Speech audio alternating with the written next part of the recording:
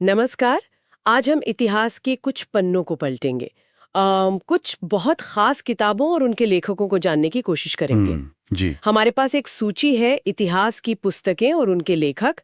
इसमें मध्यकालीन भारत की कई अहम किताबें शामिल हैं। तो आज का मकसद है इन किताबों और इनको लिखने वालों को थोड़ा करीब से जानना, संक्षेप में। बिल्कुल, एक दिलचस्प सफर हो गए। चलिए शुरू करते हैं इस सूची से। देखिए, लिस्ट में पहला ही नाम बड़ा दिलचस्प है, मुगल सल्तनत के बानी बाबर। हाँ, बाबर। उन्होंने अपनी आत्मकथा खुद लिखी, तुजुक बाबरी। मतलब बादशाह खुद अपनी कहानी बता रहा है। जी हाँ, और ये बहुत कम देखने को मिलता है, एक शासक का अपना नजरिया, अपनी जुबानी। और फिर देखिए हुमायूं नामा, इसे गुलबदन बेगम ने लिखा। हाँ, गुलबदन बेगम। वो शाही परिवार की ही एक महिला थी। ये कितना अलग पर्सपेक्टिव देता होगा, है ना? बिल्कुल, यही तो इस सूची की खासियत है। लेखकों में कितनी विविधता है।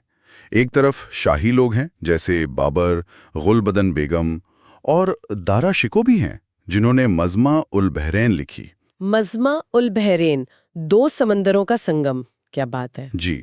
और दूसरी तरफ हमें मिलते हैं दरबारी इतिहासकार। हाँ, जैसे अब्दुल हमीद लाहौरी, पदशाहनामा। बिल्कुल, मोहम्मद काजिम हैं आलमगीर नामा के साथ, मुअत्तमद खान इकबाल नामा जहांगीरी, और निजामुद्दीन अहमद तबकाते अकबरी।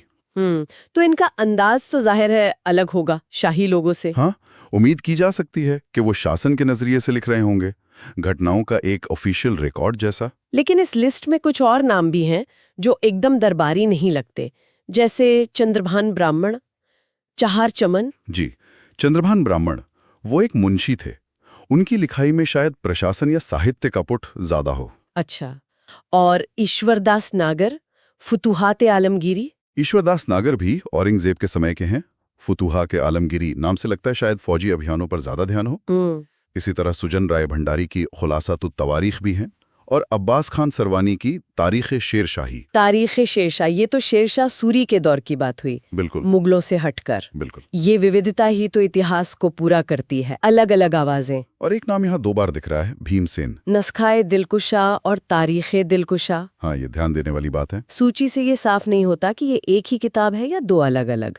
कभी कभी ये गुत्थियां भी होती हैं। बिल्कुल सही कहा, पुराने दस्तावेजों के साथ ऐसा होता है। और देखिए, अगर हम शासकों के हिसाब से देखें तो आलमगीर नामा और फुतुहात आलमगीरी औरंगजेब के दौर की हैं। हाँ, इकबाल नामा जहांगीरी जहांगीर के समय की। ठीक। पदशाहनामा शाहजहां, तबकाते अकबरी अकबर के काल की। और तारीख शेरशाही शेरशाह सूरी से जुड़ी है। जी। लेकिन सिर्फ ये जानना काफी नहीं है कि किताब किस बादशाह के समय की है। आप कहना चाह रहे हैं कि लेखक कौन था ये ज्यादा जरूरी है। बिल्कुल, लेखक कौन था, उसका शासक से क्या रिश्ता था, क्या वो दरबार में था या बाहर से देख रहा था, क्या वो किसी घटना का चश्मदीद गवाह था या सुनी सुनाई बातें लिख रहा था।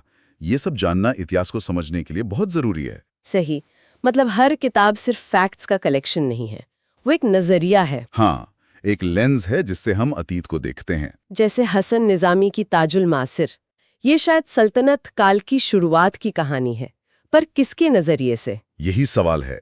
लेखक की पृष्ठभूमि, उसका ओहदा, उसके ताल्लुकात, ये सब उसके लिखने पर असर डालते हैं। जी। दरबारी इतिहासकार शायद बादशाह की तारीफ ज्यादा करेगा, कामयाबियां गिनाएगा, जबकि कोई बाहरी लेखक या शाही परिवार का सदस्य जैसे गुलबदन बेगम, वो शायद कुछ निजी बातें, अंदरूनी समीकरण बता सकती हैं। तो किसी भी ऐतिहासिक वृत्तांत को पढ़ते समय ये सोचना चाहिए कि लिखने वाले का अपना एंगल क्या हो सकता है, उसके अपने बायसेस क्या हो सकते हैं। बिल्कुल, ये बहुत जरूरी है, क्रिटिकल थिंकिंग जिसे कहते हैं। तो सार यही निकलता है कि इतिहास सिर्फ घटनाओं का लेखा जोखा नहीं है, वो कहानियां हैं जो खास लोगों ने सुनाई हैं। जी। और हर कहानी को उसके सुनाने वाले के संदर्भ में समझना चाहिए। हाँ, ये सूची हमें सोचने पर मजबूर करती है।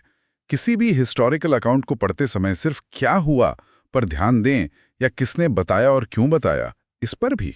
हाँ, ये बहुत अहम नुक्ता है। हाँ। लेखक की पहचान और उसके संभावित इरादे जानना हमारी समझ को कितना बदल सकता है ना?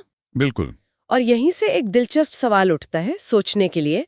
इस सूची में जो लेखक हैं, अगर हम उनके पदों और शासकों से उनके रिश्तों को देखें, तो किसका नजरिया हमें सबसे ज्यादा अंदर की जानकारी दे सकता है, या शायद किसका नजरिया सबसे ज्यादा पक्षपाती होने का खतरा रखता है?